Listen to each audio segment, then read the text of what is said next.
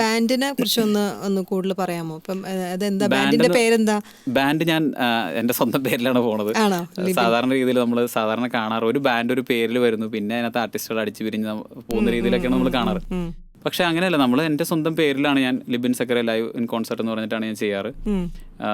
അപ്പോൾ അതിനകത്ത് മറ്റ് ആർട്ടിസ്റ്റുകൾ നമ്മൾ ഫീച്ചർ ചെയ്യും ആവശ്യമുണ്ടെങ്കിൽ മാത്രം. കോളേജ് ഷോസിനൊന്നും എൻ്റെ ആവശ്യമില്ല. പക്ഷെ നമ്മളൊരു കൊമേഴ്ഷ്യൽ ഷോ ചെയ്യുന്ന സമയത്ത് നമുക്ക് മിക്കപ്പോഴും മറ്റ് ആർട്ടിസ്റ്റുകളും വേണ്ടി വരും. ഒരു ഫീമെയിൽ സിംഗർ വേണ്ടി വരും, ചിലപ്പോൾ ഒരു മെയിൽ സിംഗറും കൂടെ വേണ്ടി വരും, പിന്നെ ഒരു എക്സ്ട്രാ സോളോ ഇൻസ്ട്രുമെന്റ്സ് വേണ്ടി വരും.